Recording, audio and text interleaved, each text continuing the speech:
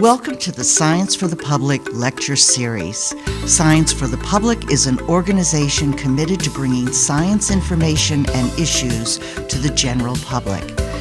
Visit our website for our program listings and blog.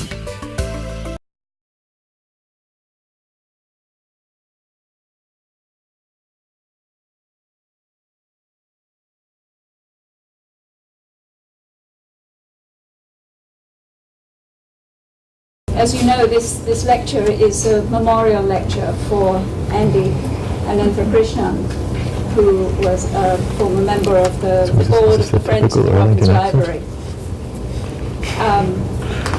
So we're very pleased to see such a large crowd here. For those of you who didn't know him, I'd just like to tell you a little bit about him.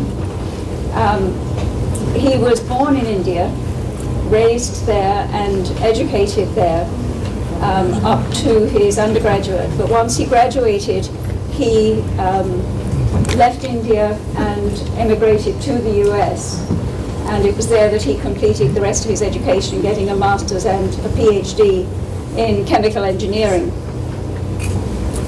During his career, he worked at Marshall Labs, at DuPont, and at Lucite International, and proved himself to be a very accomplished chemist during that time. So that by the time he retired in 2008, he had several patents to his name. And in fact, he was one of a team of 3 who created the Silverstone Teflon that is now used worldwide. So to my knowledge, this is the first time that we have had a memorial lecture. We wanted to acknowledge Andy's significant scientific career, but also to just say a little more personally about him. He was an exceptionally warm and friendly individual. He really lit up a room when he walked in. We were so delighted to have him as a member of the board, and he was so enthusiastic about everything that he participated in, and just threw himself into all of the work that there was to be done as a board member. In fact, one of our members described him as one of those larger-than-life people who made a positive impression on everyone that he met. So we really do miss him very much.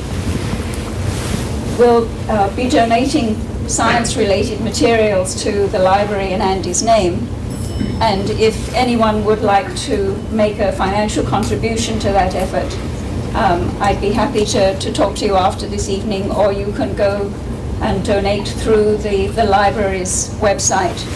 Just put Andy's name in the comment box, please. So tonight's lecture is being co-sponsored by the Science for the Public. We introduced Dr. Primack, who is Professor of Biology at Boston University.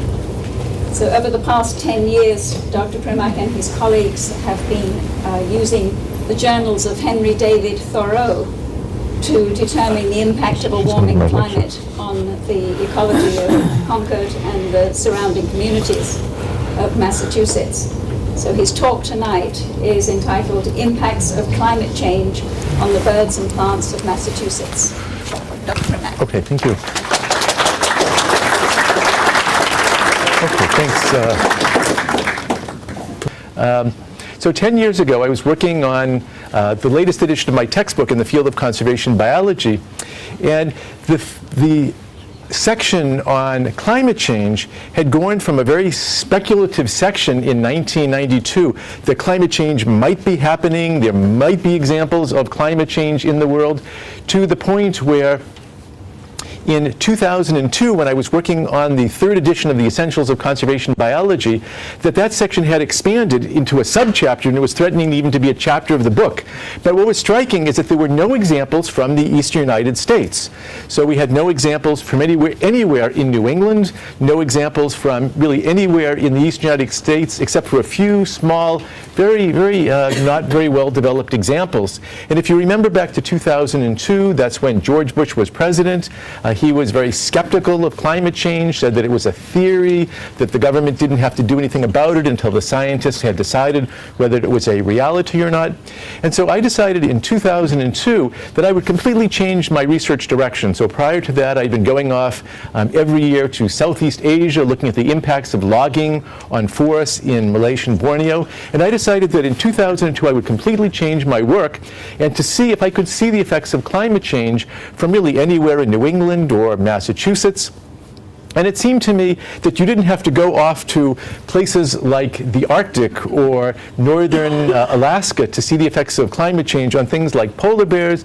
You didn't have to go off to the Swiss Alps and look in the mountains there, or you didn't have to go to Costa Rica. That you should just, if climate change was a reality, you should just be able to go out of your door in Arlington or in Boston or Concord or wherever, and you should be able to see the effects of climate change. And so this is really the story of our work, is what we found over the last 10 years of looking. And it turns out that if you are going to look for climate change, we were incredibly lucky. We didn't realize it at the time. We completely lucked out because there's almost no place in the country which has had as much warming as the metropolitan Boston area. So the metropolitan Boston area, as you all know, for those of you who are native New Englanders, we have famously variable weather, but the trend is toward warming. We've had about 2 degrees increase in temperature over the last 150 years. And this is a graph showing April temperature, and the reason I show April temperature is that a lot of our spring phenomenon are very sensitive to temperature, and they're particularly sensitive to April temperature. And you can see in the 1850s, when Thoreau was active in Concord, that the temperatures in the month of April are around 2 degrees centigrade, so that's roughly about 36 degrees Fahrenheit. You can see we have warm years and cold years, but on the overall, the trend is toward warming temperatures. And if you look up here, and we don't have a pointer here, so I have to kind of reach up there. So we had 2010, which people thought was the warmest year you would ever see in New England. We would never see a winter or a spring like that again. And then 2012, the most recent year, actually was just as warm as 2010. So we have 2 record years in 3 years. So extremely variable, but in general, a trend toward warming. But this warming is not just caused by global warming. Out of this 2 degrees centigrade, about 1/3 of it is caused by global warming. So the whole United States has increased by about 0.6 degrees centigrade, or about 1 degree Fahrenheit. But the other 2/3 of the warming is caused by the urban heat island effect. So as Boston has developed as a city with more roads and parking lots and buildings and fewer trees, that there has been a warming associated with urbanization. So Boston, it turns out, is a great model system. The metropolitan Boston area, including Arlington, is part of this sort of warming trend, which is caused by both urbanization and global warming. So it's a great place to study warming temperatures' impacts on biological systems, because it's a model system. The metropolitan Boston area has warmed as much over the last 150 years as the rest of the country is predicted to warm in the coming 100 years. So it's a great model system for studying the effects of climate change. It also has great weather records, so these are weather records from the Blue Hills Observatory. So we had some very simple questions to address in our research. The first question is, what is happening? What are the impacts of this warming temperatures on the plants and animals and the environment of the metropolitan Boston area? And why should we care about that? So I think many of you in the audience know about it, but I'll just go through it very briefly. We should care about it because, we're interested in the impacts on biological systems, so things like flowering times of plants or the abundance of plants, but we're interested in it because if warming temperatures are affecting biological systems, it's going to drive endangered plants endangered plants and animals to extinction. It's going to have really negative consequences. It's going to cause forest trees to die, and that might affect the water quality, the soil properties of Massachusetts. It's going to cause street trees to start dying, plantings to start dying. It's going to affect agriculture. It's going to result in the increased spread of mosquitoes and ticks, which can transfer disease. And it's also, the warming temperatures are going to cause the polar ice caps to melt and the glaciers to melt, and it's going to cause massive flooding in Massachusetts. So the biological effects that we're looking for, by themselves, maybe not so striking, maybe not having direct impact on us, but they're indicators of things which are going to have tremendous impact on human society in coming decades. And then the next question is, what are we going to do about this? So if we can detect the effects of climate change in Massachusetts, what can we do about it? And I think that we'll talk more about this later, maybe during the question and answer period, but there are things which we can do as a society to reduce our production of carbon dioxide and greenhouse gases, and there are things that we can do as individuals in terms of reducing our individual impact. And of course, in a place like Arlington, there are things that you can do at the town level as well. So of all of the impacts that we can see of the effects of warming temperature, the two indicators that we have, for which we have the most information, are first of all phenology. Phenology is the timing of biological events, and it turns out that timing is exquisitely sensitive to temperature, particularly in the spring and particularly the flowering time of plants. And then the second biological indicator is the distribution and abundance of species. So there are some species, particularly birds, for example, which can migrate in response to warming temperature, migrate up mountains. And also there are many species which can change their abundance depending on temperature. If conditions become more favorable to them or less favorable to them, they can increase or decrease in abundance. And so this is what we are looking for. So our goal, beginning in 2003, once we'd formulated this project, was to go out and to look for whatever records we could find. So myself and my graduate students, particularly one of my graduate students named Abe Miller-Rushing, and I just started to go to libraries and looking for old records. We started to go to the New England Botanical Club and the Nuttall Ornithological Society, and all the little funny old clubs that the Boston area has, more than any other city, as far as I know, in the United States. We have all these little old clubs. So we would go there and we'd ask people if they knew about old records or long-term studies. We would go to libraries at universities or town halls. We would post notices in libraries and supermarkets and wildflower kiosks, asking people if they knew about old records. And people started to tell us about different kinds of records. And of all the old records that we came across, the records that were the best that we ever found, and that we found pretty quickly, were records kept by Henry David Thoreau in the 1850s. So he lived at Walden Pond in the 1840s, but beginning in 1851, Thoreau began to keep very detailed diaries of when plants were flowering and other biological phenomenon. So Thoreau, and also Thoreau not only was Thoreau a great naturalist in terms of recording this material, but he's also very quotable and very recognizable. So Thoreau says, "I want to go away soon and live away by the pond, but my friends ask what I will do when I get there. Will it not be employment enough to watch the progress of the seasons?" So Thoreau was very interested in seeing how things changed over the course of the year, and also how different years varied in terms of how the climate or the weather in one particular year caused changes from a more typical pattern. But beginning particularly in 1851, he started to record all kinds of natural history information in his journals, and then started to extract it in tables.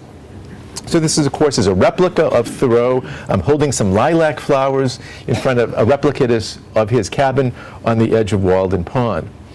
So several months after we began our project, someone told us that Thoreau had these journals, that he actually had these tables, unpublished tables, and that an independent Thoreau scholar named Brad Dean in New Hampshire had copies of these tables. We wrote to Brad Dean asking him for these tables. We wrote to him and then called him, and what he said was very interesting. He said that these records that Thoreau kept in the 1850s are extremely important, are going to be extremely important for climate change research, and he knew that someday someone would call him and ask for them.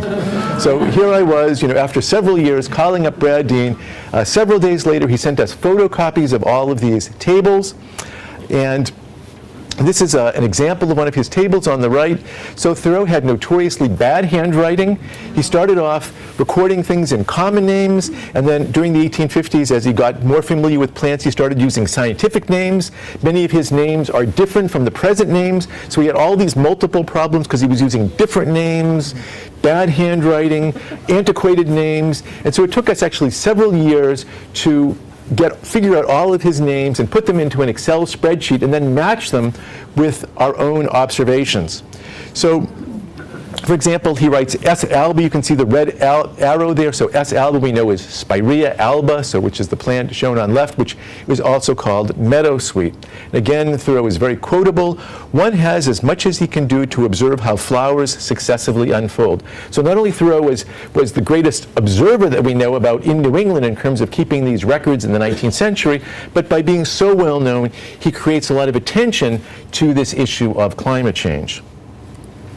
So beginning in 2004, Abe Miller-Rushing and I went out in Concord with lots of BU undergraduates, and we did the same thing that Thoreau did. We would walk around Concord several days of the week, and we would look for the first open flowers of different plant species, such as rhodora on the left or the bird's foot violet on the right, and we would record the day we found the first open flower in the warmest spot that we could find in Concord, and then we would record that date. So we did this we've been doing this since 2004 for hundreds of different wildflower species. I should also say that this was a very popular activity for undergraduates, that most undergraduates, as you can imagine, wind up doing very boring things for professors, but they like the idea of walking around in Concord and then going to the Bedford Farms dairy store afterwards for ice cream. So this was a very, very favorite activity for the students. And this is a summary of some of our results. And this is actually this is a figure that's just going to be published on Wednesday, so this has actually not been published yet, but this is going to be published tomorrow, and I think it's going to be published in the Globe also. So this is a figure which shows the observations made by Thoreau, another botanist named Alfred Hosmer from 1888 to 1902, and then our own observations starting in 2004. So each one of these symbols here represents the sum of 32 common wildflower species that Thoreau saw in every year, Hosmer saw in every year, and we saw in every year. So things like the common blue violet, or the high-bush blueberry, or the marsh marigold. And so on the x-axis, we have the years from 1850 to the present time. On the y-axis, we have the dates in the spring. And you can see here that there's a progressively earlier flowering time from Thoreau's time to the present time. And so in Thoreau's years, there's a lot of variation, but on average, the plants are flowering around May 14th in Thoreau's time for these 32 common wildflower species that he saw in every year. And in Hosmer's time, a lot of variation in flowering time, but on average the plants are flowering around May 10th. And then in our years, you can see the plants are flowering around May 4th. So it's about a 10-day shift in flowering time from Thoreau's time to the present time. And we published our preliminary results a couple of years ago, and was covered in the New York Times. It was pretty dramatic, about a 10-day shift in the flowering time. But then if you look at this value right here, so this is 2010, it's kind of off the charts early.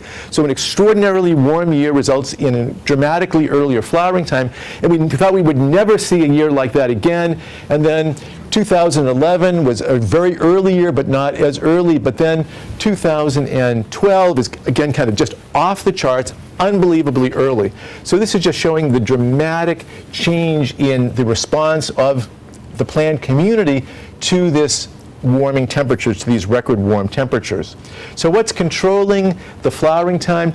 Well, the overwhelming control of flowering time is spring temperature. So these plants are not responding to light or humidity or cloud cover or changing land use. They are responding almost exclusively to temperature. So on this axis here we have the temperatures, the average temperature in March, April, and May. And this is the same data, but instead of presenting in terms of changes over time, it's changes in relationship to temperature. And you can see when it's a very cold year, so when we have a very cold spring, particularly in Thoreau's time, that the plants flowered very late in May, and that as the temperatures get increasingly warm, we have we have earlier flowering time. So these extremely cold, warm years, like the recent years, the plants are flowering very, very early. So they're flowering in April. And so this graph is actually set up to tell a very interesting story. This line here is the best fit to all the points that happened before 2010.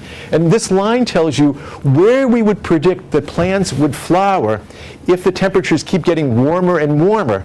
And this historical data, which includes Thoreau's observation, tells us that if the temperatures get to be about 11 degrees, that we would see them flowering here at the end of April. And these sort of bars here represent sort of the estimated interval that we would see that prediction. And so this is the value for 2012, 2010. These are the actual values, and you can see that their kind of estimated range of when the prediction would be sort of captures this line right here. What that tells us is this historical data gathered by Thoreau and Hosmer and then ourselves before 2009 sort of accurately predicts when plants would flower under extreme warm conditions like we had in 2010 and 2012. Scientifically, this is also very interesting because it tells us that plants are keep responding to this ever-warming condition by flowering earlier. There's no sign that these plants have stopped responding to warming temperature. There's some scientists that say that once it gets warmer at a certain point, the plants won't respond, that they just will not be capable of responding to the warming temperature. They'll stop flowering earlier. Maybe they'll even flower later. Maybe they'll even die. We haven't reached that point yet. Our plants are still capable of responding, but eventually there will be a limit where they either don't flower any earlier or they just start dying. But we haven't reached that point yet. And this, one of the things which is very interesting about this paper that we have coming out is that we've heard that it was an incredibly early year for the researchers who had been following the work of Aldo Leopold, the very famous environmentalist in Wisconsin. That Aldo Leopold made observations in the 1930s and the 1940s at his shack in Sand County. And it turns out that 2012 was also a record early year for flowering time in Wisconsin. It's kind of an off-the-charts early time for flowering there. And again, the historical data predicts fairly well when plants flower in Wisconsin. So this is really part of the story. So it's not just this extraordinary warm year and early flowering in Massachusetts, it's also happening in Wisconsin, and it's happening really at other locations that we know about in the United States. So there are actually some interesting consequences of this environmentally. So if plants respond to average temperatures by flowering earlier and by leafing out earlier, one consequence of this is that plants might be extremely vulnerable not only to just heat stress and dying because of that of drought, but they also become very susceptible to frost because unusual frost events still keep occurring regardless of the average temperature. So plants might be stimulated to flower earlier, leaf out earlier, and then those young leaves and flowers will be killed by hard frost. And we actually had an example of this in 2012, if you remember. So we had a very mild winter, very mild spring, plants started flowering and leafing out early, and then we had a hard frost in the first week of April this last spring. And this is a picture of azaleas right here. So azalea flowers were killed by this frost at the Arnold Arboretum. So we're constantly looking for new ways to tell the story of climate change. So Thoreau is one great way, but another way we found to tell the story of climate change is using museum specimens. So at the Arnold Arboretum, they actually have, in addition to all the wonderful live plants that they have at the Arnold Arboretum, they also have a museum collection of over 100,000 museum specimens that have been collected on the grounds of the Arboretum over the last 120 years. These are called herbarium specimens, and this is an example of a herbarium specimen. And so what we did is we started to go to the Arnold Arboretum and record when plants are presently flowering at the Arnold Arboretum, and then matching that up with when plants flowered in the past using these museum specimens. So this is a museum specimen of a plant called Rhododendron vasei. So this is plant number 20,953. And this is a herbarium specimen collected on May 19th, 1938 from this exact same plant. So some botanist came along and took a cutting from this plant in 1938, and this is the preserved specimen, and this specimen here is in exactly the same stage as this plant in full flower on May 3rd, 2010. So in 2010, it was flowering 2 weeks earlier than it did in 1938. And if we went back and we took a photograph of this plant on May 19th, 2010, or in 2012, there would be no flowers on it. It would be completely past flowering, and it would be fully leafed out. So using these kinds of museum specimens and matching them with current observations, we can again tell the story of climate change. Another source of information is photographs. So this is just sort of one example of a photograph which can be used to tell the story of climate change. So Abe Miller-Rushing and I were giving a talk once, and we met a woman who came up to us after our talk, and she told us that she was very interested in our talk, and she had an unusual hobby. She liked to collect stereoscopic photographs from historically important cemeteries on Memorial Day. So a very specialized hobby. And she said that of all the pictures that she had from New England that were taken on Memorial Day, there was one photograph that was really strange, and we would like to take a look at it. And she showed us this one. This is actually one of the stereoscopic pairs. And so this photograph was taken at the Lowell Cemetery on May 30th, 1868. And if you think about it, May 30th, there's something strange about the photograph. So what's strange about it? No leaves, that's right, no leaves, and also the people are wearing very heavy clothing. And so it turns out that 1868 was one of the so-called years with no spring. It was a year in which there were repeated hard frosts all during March, April, May, and even into June. So the plants either didn't leaf out by this time, or they might have started to leaf out and the leaves were killed by the frost. And this picture on the right is exactly the same shot. We have the stairs here, the stairs there. At the Lowell Cemetery. And you can again see that by May 22nd, even a week before Memorial Day, the plants are already fully leafed out. Another interesting twist to the story is that almost every one of the trees that you can see in this photograph are actually still alive, 150 years later, and all leafed out. So we've increasingly gotten interested in leafing out data. So for several years, for actually a half a dozen years, we were just very focused on flowering time, and there's just so much flowering time, there's so much flowering data out there that we were just captivated by this.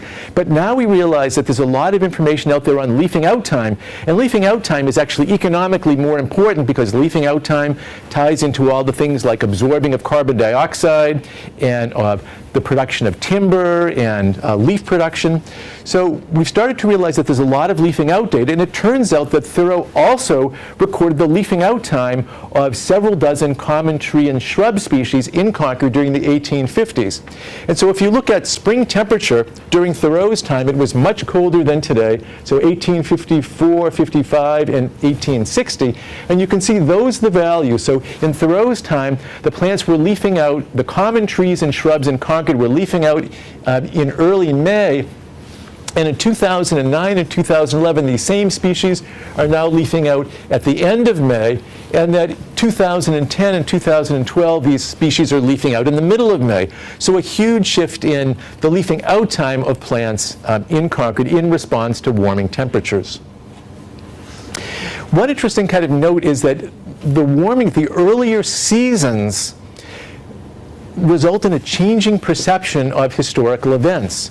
So in this year, on April 18th, the Memorial Day celebrations, the Patriots' Day celebration at Minuteman National Historical Site, the thing which was interesting about it was that all the trees were leafing out and flowering. And so this is your sort of perception of what that event is. It's kind of a spring event of Patriots' Day. But in fact, this is historically not accurate. That historically, on April 18th, the plants wouldn't be flowering, they wouldn't be leafing out. We would still be in the middle of wintertime conditions. So this is a point where I have to say something that as a native New Englander, I grew up in the Boston area, and I sort of like the idea of earlier springs and milder winters. But at the same time, even though we might appreciate it in having milder winters, I mean, there really are a lot of negative consequences to it. So as I mentioned in the beginning of my talk. Also, these changing conditions are going to tend to favor invasive species. So if you look at what happens, for example, when we have very warm conditions in the spring. What species are really able to take advantage of this? So this is a photograph that I took of the twigs of many of the common plant species in the Boston area during the very early spring of 2011. And the plants on the left here, which are all leafing out, are non-native invasive shrubs and trees. And the plants on the right, so this is, for example, Japanese barberry, Morrow's honeysuckle, the multiflora rose, and the plants on the right are all they're all native species which are not yet leafing out. So what this tells us is that the non-native invasive species are really taking advantage of the changing climate to leaf out earlier and also to hold their leaves longer in the autumn. So one of the reasons why these non-native species are so successful is because they can expand their growing season and grow faster in contrast to these very conservative native species. We're also trying to connect our research with experimental work. So some of you may know that on Beaver Street in Waltham, there's a very unusual structure near the old state laboratory near Bentley College. And there's a group there that is from the University of Massachusetts at Boston, which has created this experimental setup to simulate the effects of a warming climate using heaters. So all these structures right along here are heaters, which are heating different plots to different temperatures, 2, 4, and 6 degrees centigrade above the normal temperature. Above here, all these tubes here are putting down different amounts of rainfall to simulate different scenarios of how rainfall might be changing in New England. And so we've been working with this group. This is also just to give you an example of how this looks in the wintertime. So these plots right here, in the front right here, are control plots that don't have any change in temperature. But these plots back here and here are ones where there have been increased temperatures from those heaters, and they've melted the snow and they've warmed the ground. And using these kinds of experimental setups, we can again see that sort of warming temperature sort of increases or changes the timing of biological events. And then for certain plants, it winds up stimulating their growth. So they wind up growing faster as a result of these warming conditions. But actually, other plants are harmed by the warming temperatures. Another new direction that we're taking in our research is looking at senescence of leaves in the autumn and also of autumn events. So autumn events have been comparatively not very well studied by Thoreau and by other naturalists since then. And we have tended to ignore the autumn, but one thing which we're starting to do very actively now is to look for autumn data to see sort of how the milder conditions in the months of September and October and November might be causing plants to keep their leaves longer in the autumn, cause migratory birds to delay their migration, causing insects to not die off as early, to go into their diapause a little bit later. So it's something we think it would be very interesting to study. We think there should be data out there, and we're just starting to look for it now. We've also been making very intensive attempts to locate bird data to see how climate change is affecting the migration time of birds, particularly when birds arrive in the spring. So first we want to know, are birds responding to spring? Are they responding to temperature or other factors? And also we want to know is their response similar to that we've seen with plants? So we know that plants are responding very strongly to temperature. Are birds responding in a similar way? This is a picture, by the way, from the Manomet Bird Observatory, the Manomet Center for Conservation Science in Manomet, right next to Plymouth, Massachusetts. Well, there are certain examples that you can find about birds that are responding very strongly to temperature, changing quite dramatically over time. And one example is the wood duck. So there is a woman named Betty Anderson who lives in Middleborough, Massachusetts, in the South Shore.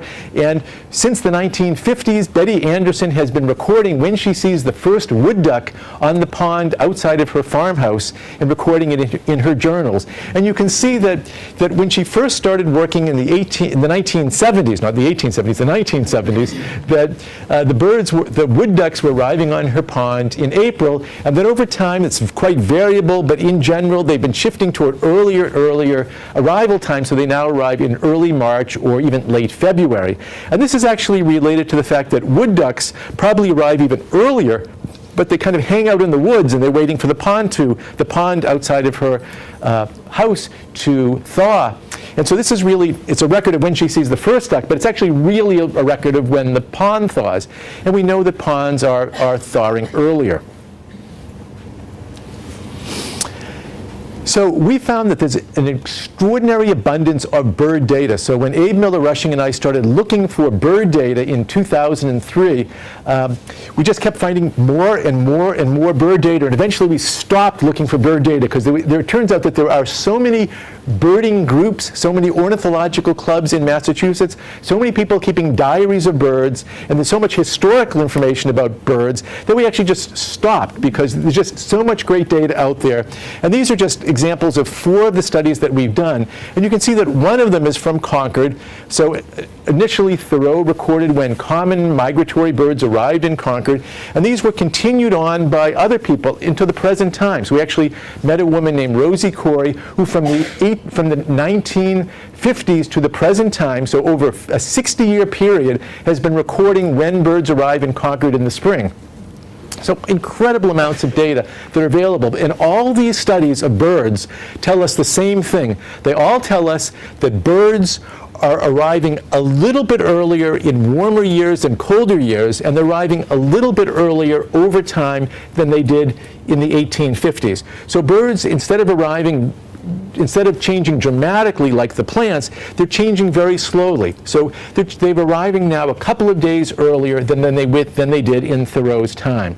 And the reason that birds are not responding as rapidly as plants, we think, is because, first of all, they're coming from far away where their conditions don't exactly mirror the conditions here.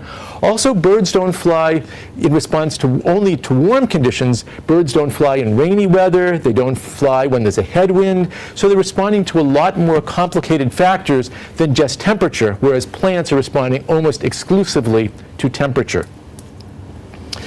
The missing link in our research so far is insects.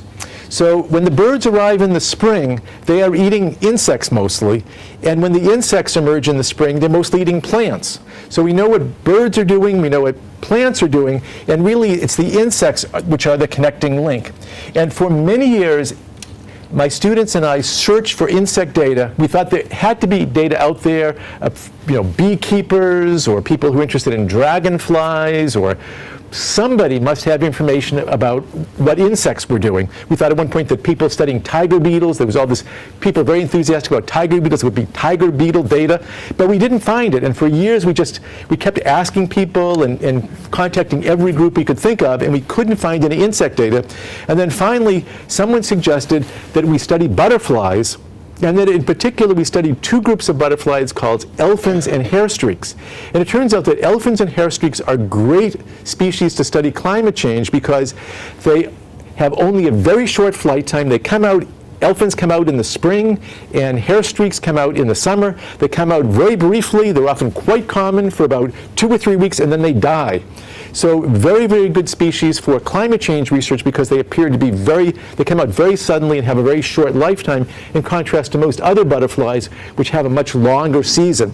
So we began to investigate hairstreaks and elfins using data provided by the Massachusetts Butterfly Club and also historical records kept in places like the Museum of Comparative Zoology at Harvard. And what we found using these records was that in fact, these elfins and hairstreaks are now appearing much earlier than they did in the 1970s and 80s, so they're clearly shifting when they're arriving and when they are appearing in the spring, and they're also very responsive to temperature. They come out earlier in warm years and much later in cold years, so very similar to the birds. And so this is kind of a summary of some of the things that I've talked about so far. So this is a graph from the PhD thesis of one of my graduate students, Catherine Polgar, who finished her thesis last month in a very exciting event. And this is from her thesis. And on the y-axis here, we have a graph showing how many days earlier an event happens for every 1 degree increase in temperature. And these events are all below the 0 line, meaning that these are all happening earlier because of warming conditions. And so we start off with the plants here. So we know that plants are flowering about 3 days earlier for every 1 degree increase in temperature, that the plants are leafing out quite strongly with warming conditions. You can see that birds here, for example, are not responding. So they are responding a little bit to temperature, but only to a much less degree than the plants. And that the butterflies that I just mentioned are responding just about like the plants. And then also about a year ago, a study came out about native bees in New England, showing that native bees are also responding very strongly to temperature. So we have these two insect groups and lots of plants. And so what this tells us is that the birds are not really responding as much as all the other aspects of the system. And this sets up the potential for what we call an ecological mismatch. If the birds are arriving, they've always arrived in the past to catch a certain pulse of insects to feed themselves and also to feed their nestlings, and suddenly they're arriving later and all the plants are flowering earlier and leafing out earlier and the insects are active earlier, they may miss those peaks of abundance of insects, and they may not have as much food for themselves and for their nestlings, and they may starve or their nestlings might starve. So this is something that ecologists are thinking a lot about and are writing a lot about, but there's actually surprisingly little hard information about it. It's really more speculative at this point. So Thoreau was very aware of these ecological interactions, and I was really just kind of stunned when I came across this quote reading his journals. He said, "Insects and the smaller animals follow vegetation. The greater or less abundance of food determines migrations. If the buds are deceived and suffer from frost, then are the birds." I mean, this is kind of mind-boggling that this was 160 years ago, and Thoreau wrote this simple statement which summarizes absolutely cutting-edge thinking on the effects of climatic variation on the interactions between plants, insects, and birds. Especially he's talking about if the buds are deceived by frost. So, I mean, if the buds are deceived and, if I get this right, if the buds are deceived and suffer from frost. So he's talking about the same thing that I was mentioning earlier about it's warm. If the buds start opening and then there's a hard frost and the buds are killed, then there won't be any leaves and flowers, and so not as much food for the insects and the birds. So he's just talking about this exact same phenomenon 160 years ago from his own observations. It's just totally amazing. Also, I want to mention something that whenever you do field studies like we've been doing for the last 10 years, you always see something unexpected. And the thing which was quite unexpected for us is that as we went out into Concord trying to record the flowering time of every plant species, that we found that there were in fact many of the species that Thoreau observed we couldn't find, that we couldn't find the flowering time of them because they just didn't seem to exist anymore in Concord.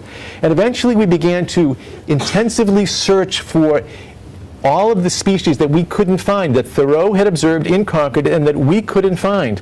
And after many years of searching, we came to the conclusion that approximately 27% of the species, about a quarter of the species that Thoreau observed in Concord during the 1850s were no longer there.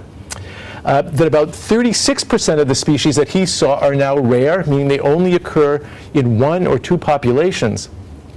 This loss is very surprising because about 2/3 of Concord, as you may know from going out there, it remains undeveloped. About 1/3 of Concord is protected landscape. It is conservation land owned by the federal government, it's owned by the state government or the town or by land trusts. So it's a well-protected landscape. Another 1/3 of it is in private hands, but still protected in some way or undeveloped. So you would think that there would be plenty of places for these rare species to live, or these wildflower species of Concord to live, but in fact they either are not there or they become quite rare.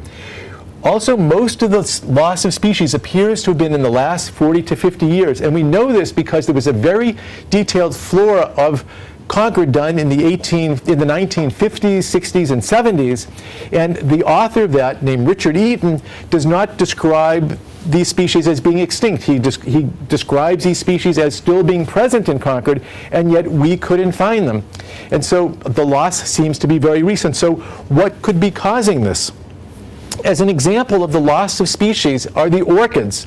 So in Thoreau's time, there were 21 species of native orchids in Concord growing in the wild, and we've only been able to find 7 of them. So 2/3 of the orchids, the native orchids in Concord, are now appear to be extinct. And one example of a species that we record as being there is the purple fringed orchid, we saw one purple-fringed orchid in 1 year. And we went to that same spot the next year, we couldn't find it. But we recorded it as being present in Concord because during our 10 years, we saw one plant in 1 year. So that's one of the examples of the species which is still there. So tremendous loss of certain groups of species.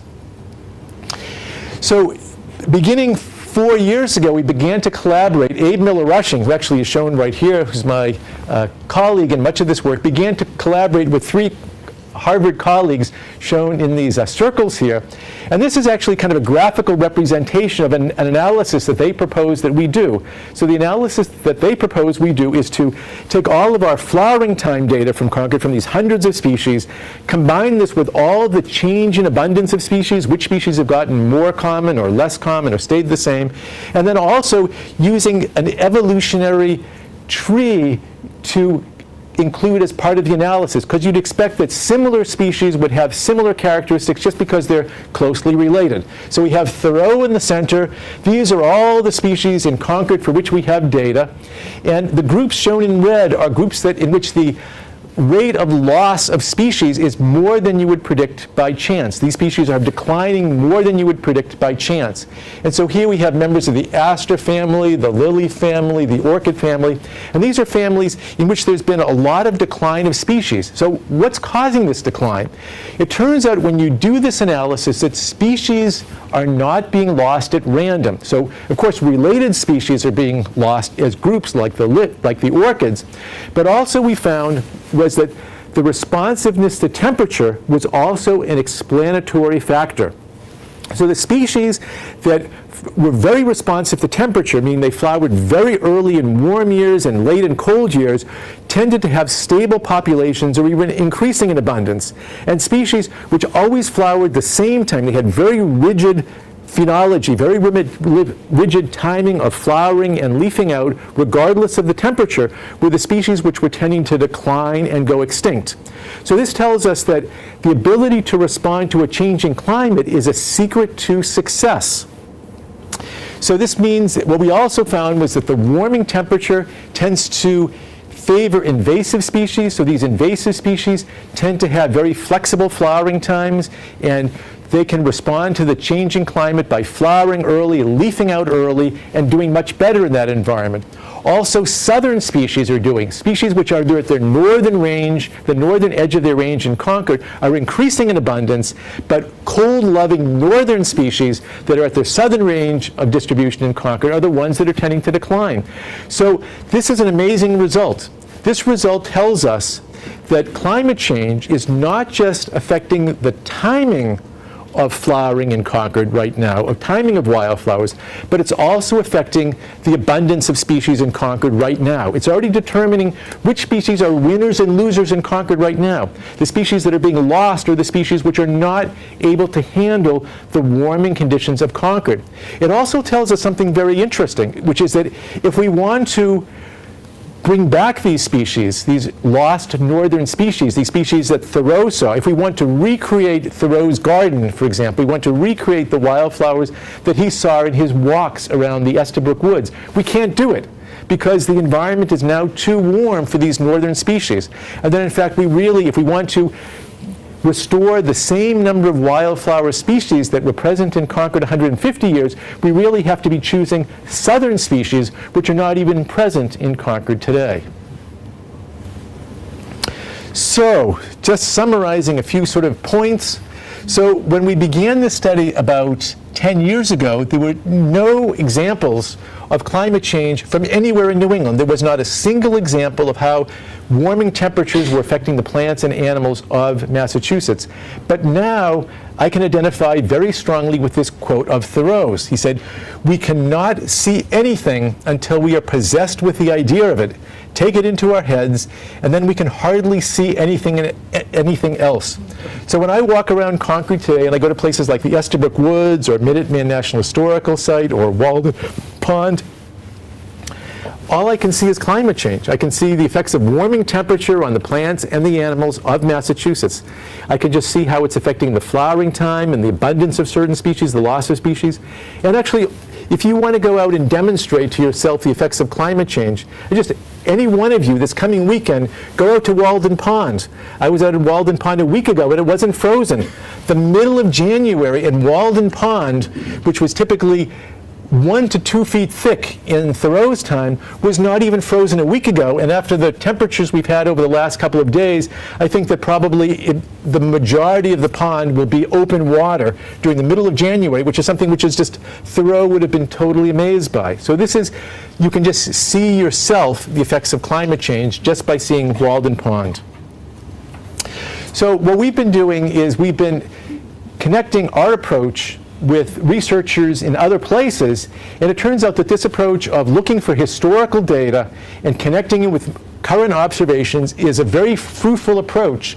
And we've been working with colleagues in Japan on cherry blossom times, in South Korea, in Philadelphia, another very historical city with a lot of information, Acadia National Park, and other places, and we find that every place we look, there is this historical data, and it can be used to tell the story of climate change. So it isn't just Boston, it's really just any place which is experiencing warming temperatures, which is most places in the world.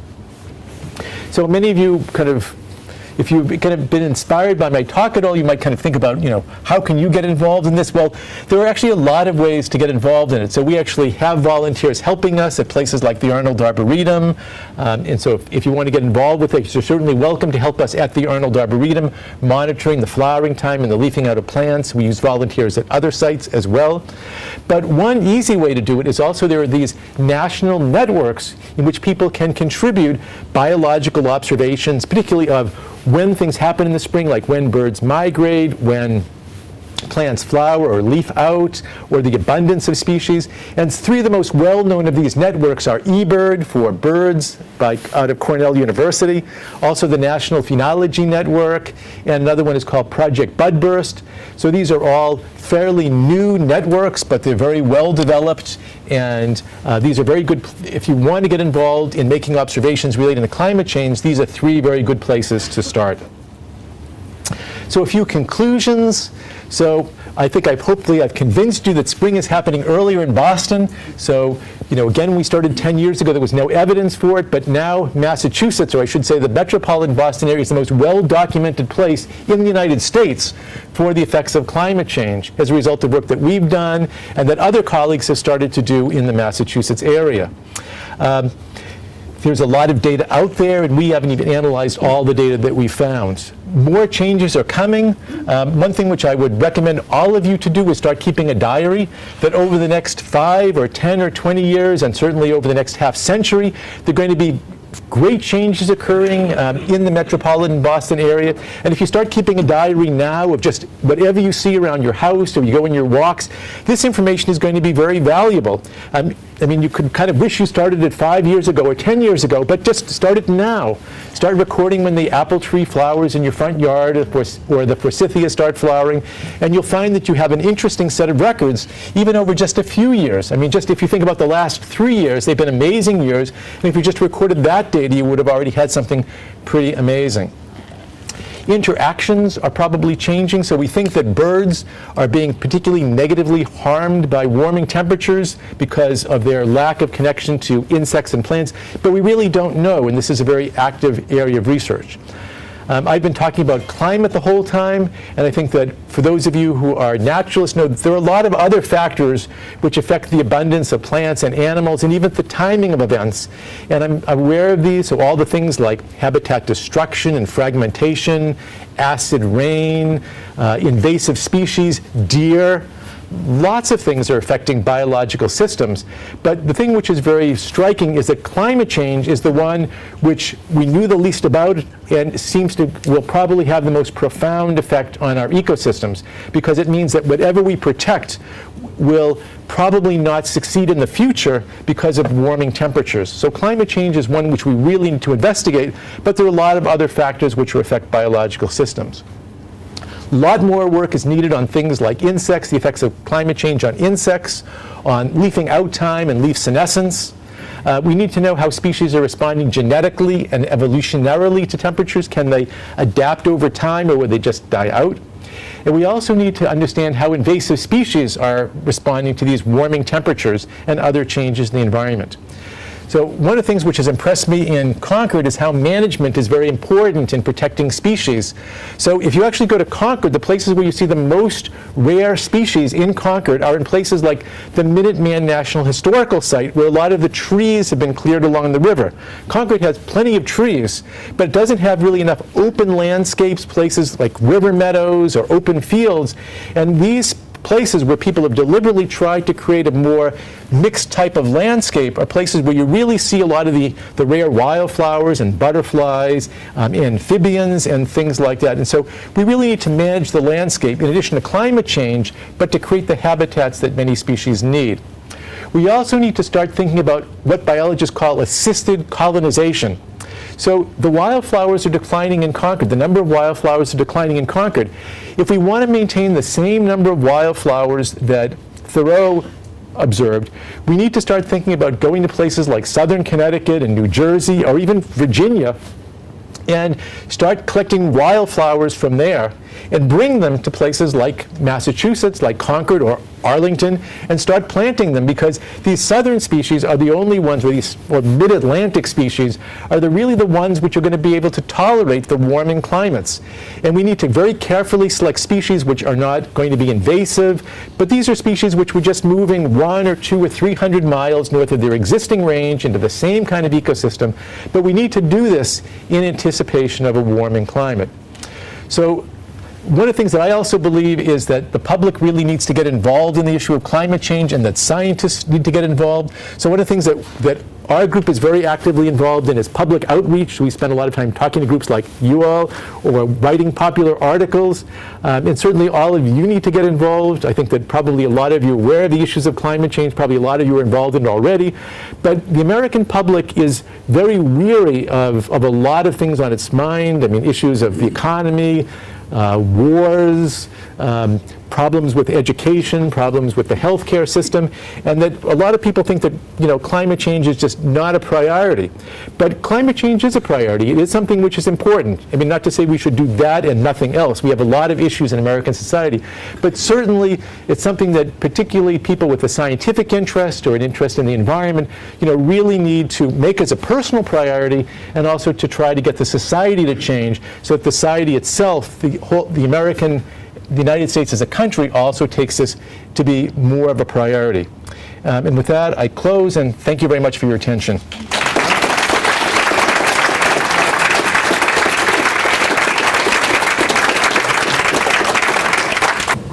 Do you know if it's harmful to run a wood stove or have a fireplace in the city or anywhere?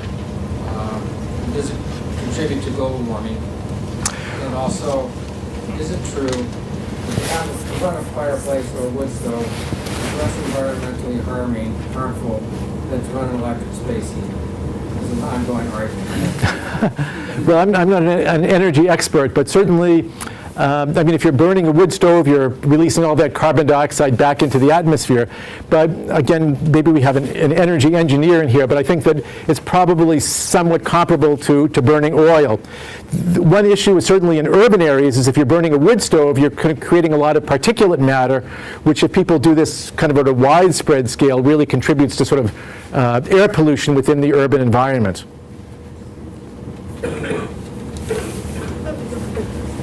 Hi, thank you. Have you been able to or attempted to include other species of animals in your study, like amphibians or marine mammals, reptiles? Well, we're constantly looking for new data sets. So people keep telling me, for example, that there's data out there about when fish migrate up streams and rivers, when the sort of spawning takes place of things like alewives. But I've actually never seen the data, so it might be there, but we haven't sort of found it. There are actually lots of studies of when frogs start calling in the spring. We've actually only found fairly limited data like that from Massachusetts, but there actually are other places in New England and New York where people, particularly for spring peepers, the people. Ponds, that's what I was thinking of. Yes, so there is that kind of stuff, but we haven't found very much of it, and certainly, the frogs, like spring peepers, are sort of responding to temperature, though. Okay, sure. Thank you. This is not so much a question, but you were talking about society. Can you talk loudly, please? Yes, it's not so much a question, but you were talking about society being more aware of global climate change and how that interacts with the economy. I've recently come upon a group called CASSE, Center for the Advancement of Steady State Economy. Uh-huh. And those people are responsible for a book called Enough is Enough. And you can go on their website, and they're very connected educationally and worldwide to start to make some changes to deal with these issues. Well, certainly, a lot of organizations that are involved in this. So certainly one of the most well-known people involved in this is Bill McKibben, who often has spoken in the Boston area and written a lot about this subject. So he describes an agenda that people can get involved in. But of course, one thing we also have to be aware of is the fact that there are also these kind of non-believers in climate change, or sort of people who are opposed to climate change, who are often setting up websites and organizations which appear to be scientific organizations, but really are kind of non-science organizations which are trying to discredit the issue of climate change. Yeah, this book deals with all that. Okay.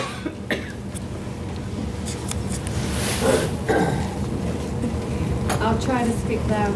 How do you keep optimistic in the world of today's information, one? And suppose we all work hard together in USA and do the right things as far as trying to, conserve, but other countries are not doing it. Well, that's right. I think that actions on climate change really have to be taken at multiple levels. So we certainly have to, I think we can take actions as individuals, and certainly Thoreau is a great advocate of, taking personal responsibility in terms of, his ideas from the 1850s are still very relevant today in terms of living simply, having a small residence, living a modest lifestyle, eating very modestly, having kind of very modest clothing. So these are all kind of things that he was talking about 160 years ago, which are still very relevant, not only as a personal statement of living frugally, but also very relevant to climate change. And these actions can be taken at the city and the state level, even while the federal government is not as active. But we can continue to put pressure on, our federal government. But then ultimately, we need to get our government involved in international issues. So, the United States, China, and a few other big countries are really kind of dragging their feet on this issue. And, we need to put pressure on our government and our representatives so that there will be international cooperation. Because you're right, even if we took strong action in the United States and nothing was done about this in countries like China and India or Russia, then the effects would be not important, because carbon dioxide circulates through the whole world. And also about sort of maintaining optimism. I think an optimistic person by nature, because I just see so much beauty in the natural world. So when I go for a walk in Concord, I'm not thinking, well, 25% of the species are lost. I just keep thinking about all the beautiful species that are there today, and actually keeps feeling very lucky that I'm out walking, appreciating all this beauty that I see. And when I go to the Arboretum, the Arnold Arboretum, there's several thousand species that are there for my enjoyment, or places like the Garden in the Woods. Or when I take trips around New England or outside of New England, there's so much beauty in the world. Some has been lost, but there's so much beauty remaining that it just makes me feel great every time I'm outside walking around. Okay. Yeah, what you mentioned about the assisted colonization ideas, that's giving me some great hope, and especially about the worries about plants as the climate changes, and plants that can move up mountains and then they get stuck and they can't go anywhere. But with the assisted colonization idea, that's a possibility of helping these species out. Can you speak to anything that's going on in that vein? Well, right now in the scientific community, there's a huge discussion about assisted migration, or sometimes called assisted migration, and there's so much discussion about this and surprisingly little work actually going on in this, because scientists are very timid, landowners are very timid, so conservation or people who are managing national parks are very nervous about this idea about assisted migration. So there's a whole discussion about it where people are arguing kind of the pros and the cons of it, but I think that we've had enough discussion about it, and I think it's time to start trying it out. In fact, people have been trying it out in a certain kind of funny way already. It's been pointed out because if you go to the places like, garden centers, or particularly places like the New England Wildflower Society, Garden in the Woods, that they're selling all these southern wildflower species already, and people are growing them in their gardens. So it's very obvious to gardeners that you can actually grow a lot of southern species further north than you used to be able to do this. And if we choose species carefully, so if we choose endangered wildflowers that have no potential for being invasive, there's really no reason not to do this. And we've actually talked about starting to do this in different places in Concord as kind of a model system for doing this. And I think that that's something which will probably happen within 1 or 2 years. Just kind of an anecdote about that. When I was growing up in Boston in the 1960s, that nobody grew fig trees. So people didn't grow fig trees because they just said, well, you can't grow fig trees in Boston. And the only people who grew fig trees were people who grew them in pots, and they took them inside their house during the wintertime, and they put them in their cold basements. And you can actually grow fig trees outside in Boston with minimal protection right now. And we have an enormous fig tree in our backyard that we planted about 10 years ago, or really I should say my wife planted about 10 years ago. And we get more than 1,000 figs from this fig tree in our backyard every year. So it's just, this fig tree is just healthy as can be, and it's just prolifically producing figs. And that's just an example of something you couldn't do in the past. 40 or 50 years ago, 40 years ago, if you had planted a fig tree in your backyard, it would be killed by the frost. And now, with minimum protection, you can grow fig trees very easily in the Boston area. So that's an example of how a changing climate is allowing different species to live here. Okay? Yes. Can you hear me? Sure. Okay. I just had a question about your data, the data that you're gathering from Concord, and I noticed it was Walden Pond and Estabrook Woods, and I forget the third one, but do you have data that tells you that in fact that these parcels are relatively intact, in similar condition as they were in Thoreau's time? And the reason I ask is I'm from Boxborough, and Thoreau wrote extensively in his journals about Itch's Woods in Boxborough, about the magnificent stand of white oaks, and that should Boxborough forever enjoy them. In short, a couple years later, I believe it was the Navy came and felled the whole bunch to go to the war effort. So that parcel of land has definitely experienced a great change in its ecosystem. So, the original question, are you relatively certain that it's a somewhat constant environment to the extent? No, actually, I'm certain of the other situation, which is that it's not a constant environment. There have been enormous changes. So during Thoreau's time, that was right at the height of agriculture. Agriculture was just starting to decline, and farms were being abandoned. During Thoreau's time, probably only about 10% of Concord was forested. It was mostly agricultural land. It was fields. And now it's mostly a forested environment, and there's actually only about 10 or 20% of it is sort of open fields and areas. So there are enormous changes which have occurred. There were no deer in Concord during Thoreau's time. Now there's a problem with deer. We have all these problems of acid rain. So many more roads than in Thoreau's time. So there have been huge changes.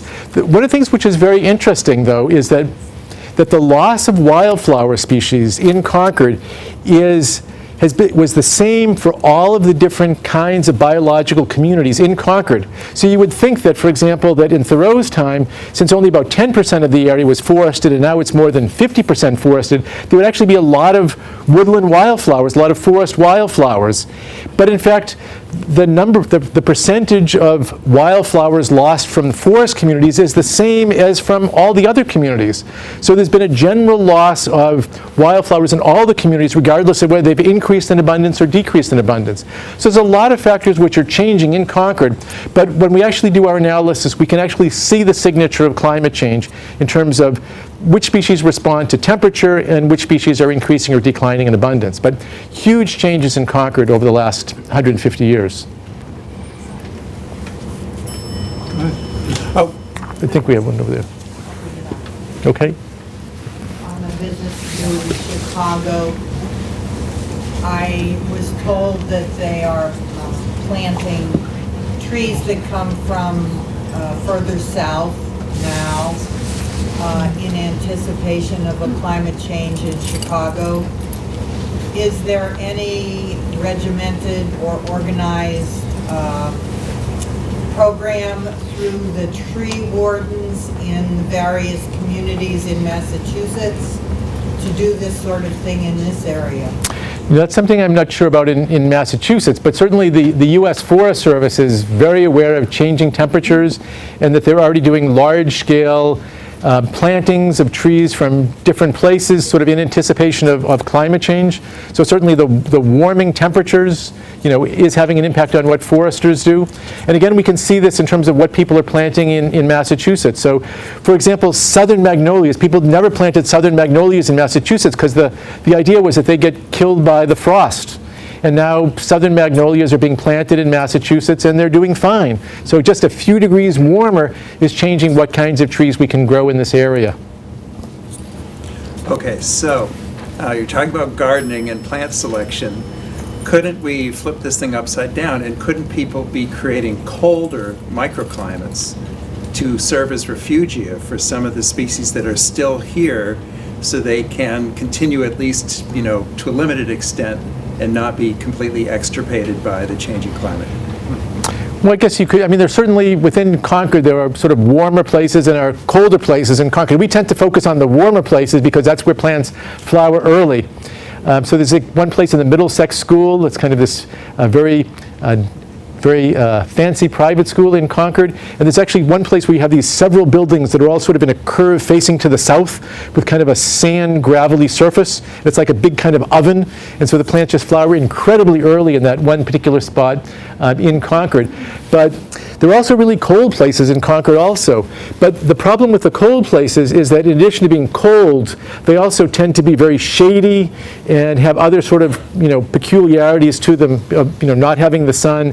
So they're often not very good places for a lot of wildflowers. But, theoretically, one could find places like that also. Last question here, Okay. formally. And Okay. you can feel free to talk to him. He's losing his voice. Okay. I have a two-part question. One is louder. This on. That's not a microphone. Oh, It's for recording. Oh, It's sorry. recording, yeah. Okay. It's two-part is that when you talk about how when you've done the studies, you've seen this dramatic decrease in the number of wildflowers, and isn't there some part of that that's natural attrition, and the reverse of that isn't just through time and evolution, but and the opposite of that is, are you finding new ones? Is it just there's only a decrease, or are there other ones that have come? That's right. So the question is whether isn't the loss of species a natural attrition, and whether other species are coming into Concord. And what we see happening, actually, and this is not just in Concord, but this is actually, there have been many studies now in the Massachusetts area. So again, Massachusetts is probably the most well-documented place in the United States for sort of the continuity of wildflower populations because of all this historical effort made by botanists in Massachusetts, often associated with the New England Botanical Club and with Harvard University. And what you'd expect is that sort of over time that individual species might sort of die out, but that they would be replaced by other species from the neighboring towns, that there would be sort of a natural turnover of species, but the number of species would tend to be sort of steady over time. And what we're seeing is that overall there's a decline over time in the number of species, wildflower species in Concord. So they are being lost and not being replaced as fast as they are being lost. Also, if we look at, there are actually a lot of species that have come into Concord since Thoreau's time that Thoreau didn't see and that other later botanists didn't see. And these new species that are coming in are almost exclusively non-native species. So these are species which are not native to Massachusetts. They are often European or Asian species. Many of them are escaped ornamentals that people have brought in and then they just spread from their garden into the woods. There are actually some cases of southern species that have arrived here. There's actually, interestingly, there's a whole group of species that are found in the coast of Massachusetts. So they're found in salt marshes, and they're actually spreading along Route 2 because of the salting of the roads. So it's kind of an interesting group of species. But overall, there's this trend toward fewer species over time and a greater percentage of non-native species in the flora. Okay, so I think we're, Yvonne? So are we done? Okay.